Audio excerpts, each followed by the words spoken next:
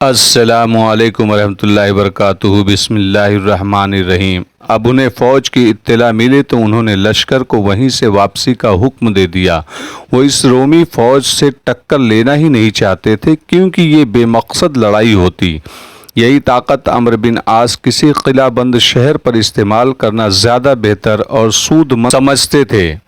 پھر یوں ہوا کہ مجاہدین کا لشکر ایک جگہ عارضی پڑاؤ کیے ہوئے تھا جو ضروری سمجھا گیا۔ 2-3 بدو اس پڑاؤ کے قریب سے گزرے۔ انہوں نے مجاہدین کے لشکر کے ساتھ بدو دیکھے تو وہ بھی رک گئے۔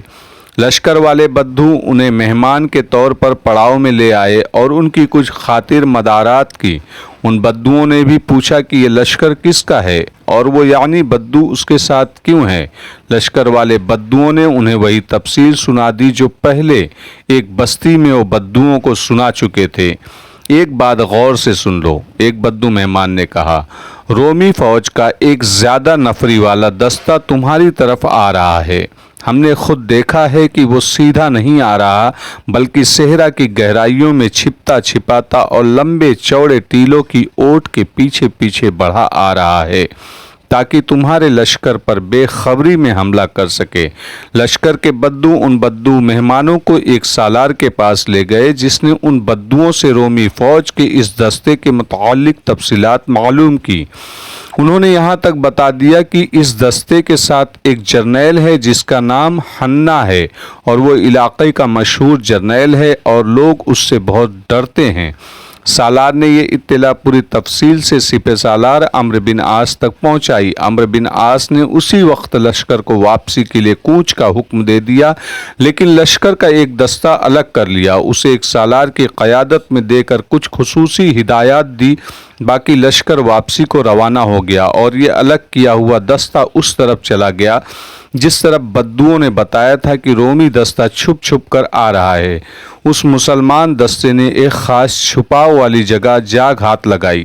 سارا دستہ ایک ہی جگہ اکٹھا نہ رہا بلکہ 3-4 حصوں میں بٹ کر ٹیلوں اور گہرے گہرے نصیبوں میں جا چھپ گیا۔ رومی دستہ جس کی نفری مسلمانوں کے دستے سے 2 گنی تھی اس طرف آ رہا تھا اور اس سے بے خبر کہ وہ ایک پھندے میں آ رہا ہے۔ سورج غروب ہونے سے کچھ دیر پہلے رومی دستہ عین گھات میں آ گیا اور اس پر ہر طرف سے قیامت ٹوٹ پڑی۔ پیشتر اس کے کہ رومی جرنیل حنا سمجھ پاتا کہ یہ کیا ہوا ہے، وہ مارا جا چکا تھا۔ اس کے دستے کا کوئی ایک بھی فرد مجاہدین نے زندہ نہ چھوڑا۔ وہ جو مجاہدین پر بے خبری میں شب خون مارنا چاہتے تھے مجاہدین کے گھات میں آ کر مارے گئے اور فیوم کے صحرا کی ریت ان کا خون چوسنے لگی۔ کسی قریبی بستی کے مکینوں نے بابلیون جا کر مقوقس کو اطلاع دی کہ اس کا بھیجا ہوا دستہ مارا گیا ہے اور جرنیل حنا بھی زندہ نہیں رہا۔ مقوقس کے پاؤں تلے سے تو جیسے زمین ہی نکل گئی ہو۔ اسے معلوم تھا کہ ہرقل حنا کی موت کو مشکل سے ہی برداشت کرے گا کیونکہ حنا تربون جیسا ہی قابل اور کایا جرنیل تھا۔ مقوقس کو یہ بھی معلوم تھا کہ جب ہرقل کو بزنطیہ حنا کی موت کی اطلاع ملی تو وہ پہلا سوال یہ کرے گا کہ اس کے جواب میں کیا کارروائی کی گئی تھی۔ ہرقل کے عتاب سے بچنے کے لیے مقوقس کے مجاہدین کے لشکر پر جوابی حملہ کرنے کے لیے اچھی خاصی فوج بھیجی تھی۔ یہ فوج جب اس مقام تک پہنچی جہاں حنا اور اس کا دستہ مارا گیا تھا تو دیکھا کہ مسلمانوں کا لشکر دور نکل گیا تھا اور نیل کے کنارے پر جا پہنچا تھا۔ تاریخ میں اس رومی جرنیل کا نام نہیں ملتا جو اس رومی فوج کا کمانڈر تھا۔ اس نے دیکھا کہ مسلمان دور نکل گئے ہیں تو وہ اپنی فوج کو وہیں سے واپس لے گیا۔ مورخوں نے لکھا ہے کہ رومی مسلمانوں سے صحرا میں لڑنے سے ڈرتے تھے۔ ان کے سامنے شام کا تجربہ تھا۔ یہ جرنیل اسی ڈر سے اپنی فوج واپس لے گیا تھا، لیکن مقوقس کو یہ جواز پیش کیا کہ مسلمان اسے دیکھتے ہی بھاگ اٹھے تھے اور نیل تک جا پہنچے۔ تاریخ میں آیا ہے کہ حقیقت یہ تھی کہ یہ جرنیل اور باقی فوجی بھی بہت خوش تھے کہ صحرا میں مسلمانوں سے ٹکر نہ ہوئی اور وہ زندہ واپس آ گئے ہیں۔ مستند مورخ اور باقاعد کے تاریخ نویس لکھتے ہیں کہ اصل واقعہ یہ تھا کہ عمرو بن عاص وہاں لڑنا ہی نہیں چاہتے تھے اور ذرا سا بھی وقت ضائع کیے بغیر نیل کے مشرقی کنارے پر نین تک پہنچنے کی فکر میں تھے۔ وجہ یہ تھی کہ ایک قاصد نے انہیں صحرا میں آ کر اطلاع دی تھی کہ کمک کا باقی حصہ بھی پہنچ گیا ہے، لیکن یہ کمک نین نہیں پہنچی بلکہ ایک اور مقام ہیلوبولیس کے مقام پر خیمہ زن ہو گئی ہے۔ عمرو بن عاص یہ سوچ کر بڑی تیزی سے کمک تک پہنچے کی کوشش میں تھے کہ ایسا نہ ہو کہ کمک ان کے پیچھے فیوم کے علاقے تک پہنچنے کے لیے دریا عبور کرنے کی کوشش کرے اور مقوقس بابلیون سے فوج بھیج کر اس پر حملہ کر دے۔ مقوقس کی کوشش یہی ہونی چاہیے تھی کہ کمک لشکر تک نہ پہنچے سکے۔ عمرو بن عاص دور اندیش اور باریک بین سپہ سالار تھا۔ پیشتر اس کے کی کمک ان کے طرف روانہ ہوتی وہ کمک تک پہنچنے کی کوشش میں تھے۔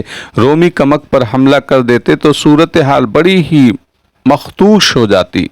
بحری جہاز اور کشتیاں نیل کے مغربی کنارے پر موجود تھی۔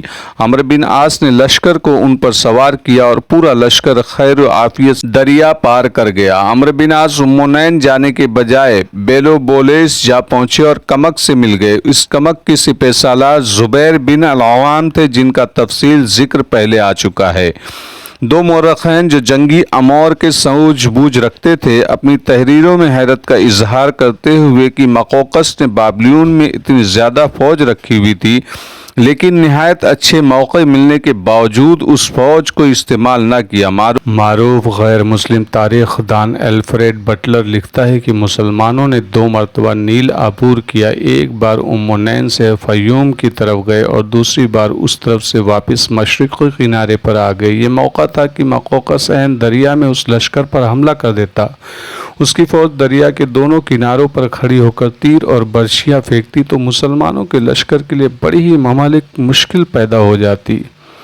بٹلر نے آگے چل کر لکھا ہے کہ مسلمانوں کا لشکر دریا پار کر کے فیوم کے صحرا میں چلا گیا تھا۔ اس وقت امونین میں مسلمانوں کی نفری بہت ہی تھوڑی تھی۔ مقوقس اس وقت امونین کے محاصرے میں لے کر ہلہ بول دیتا تو وہ امونین پر دوبارہ قبضہ کر سکتا تھا۔ بٹلر نے یہ بھی لکھا ہے کہ مسلمانوں کی کمک آئی اور بابلیون میں اس کی خبر تک نہ پہنچی۔ خبر ضرور پہنچی ہوگی لیکن مقوقس اور جنرل تھیوڈور نے کمک پر حملہ نہ کیا اور یہ موقع ضائع کر دیا۔ معلوم ہوتا ہے کہ رومی فوج بابلیون شہر کی دیواروں کے اندر اپنے آپ کو محفوظ سمجھتی اور وہیں دبکی رہنا چاہتی تھی جبکہ مسلمانوں کے حوصلے اور زیادہ بڑھ گئے تھے۔ سپہ سالار عمرو بن عاص کمک تک پہنچے۔ وہاں قدیم عمارات کے کھنڈر تھے۔ عمرو بن عاص نے وہیں پڑاؤ ڈال دیا اور زبیر بن العوام سے مل کر اگلے اقدام کے متعلق سوچنے لگے۔ تاریخ میں آیا ہے کہ ہرقل کو جب اطلاع پہنچی کہ اس کا منظور نظر جرنیل حنا مارا گیا ہے تو اسے اتنا صدمہ ہوا کہ اس کے آنسو پھوٹ پڑے۔ اس نے حکم بھیجا کہ حنا کی لاش اس کے پاس بزنطیہ بھیجی جائے۔ یہ حکم مقوقس تک پہنچا تو اس نے تابوت سے لاش نکلوا کر اسے حنوط کیا اور بزنطیہ روانہ کر دیا۔ ہرقل نے جب حنا کی لاش دیکھی تو اس نے بلند اور غصیلی آواز میں عہد کیا کہ میں مصر کے مسلمانوں سے بچانے کے لیے اپنی تمام تر جنگی طاقت استعمال کروں گا اور مسلمانوں کو نیست و نابود کر کے دم لوں گا۔ ہیلوبولیس کے جن کھنڈرات میں عمرو بن عاص مدینہ سے آئی ہوئی کمک سے جا ملے تھے وہ کھنڈرات کا ہی شہر تھا۔ کوئی ایک بھی مکان سیاہ و سلامت کھڑا نظر نہیں آتا تھا۔ وہاں صحرائی لومڑیوں، سانپوں، بچھوؤں، الوؤں اور چمگادڑوں کا بسیرا تھا۔ کھنڈرات بتاتے تھے کہ یہ عالی شان عمارتوں اور پرسکون مکانوں کا شہر ہوا کرتا تھا۔ اس شہر کا شمار مصر کے چند ایک عظیم شہروں میں ہوتا تھا۔ ہیلوبولیس یونانی لفظ ہے۔ اس شہر کا یہ نام کسی قدیم دور میں یونانیوں نے رکھا تھا۔ اس کے بعد مصر ایک سے دوسرے اور دوسرے سے تیسرے بادشاہ کی جھولی میں گرتا چلا آیا اور ان فاتحین میں سے کسی نے ہیلوبولیس کا نام عین الشمس رکھ دیا جو آگے چل کر عین شمس بن گیا۔ اب اس شہر میں کوئی آبادی نہیں تھی۔ صدیوں بعد جن انسانوں نے ان ہیبت ناک کھنڈرات میں جا ڈیرے ڈالے وہ عرب کے یہ مجاہدین تھے اور ان کے ساتھ مصری بدو تھے۔ انہیں بھی وہاں عارضی قیام کرنا تھا۔ پہلی رات جب لشکر گہری نیند سویا ہوا تھا تو گشتی پہرے پر پھرنے والے ایک مجاہد نے ایک کھنڈر سے۔ میرے دوستوں، امید ہے آپ لوگوں کو اچھا لگا ہوگا۔ آپ لوگ لائک، سبسکرائب، شیئر ضرور کریے۔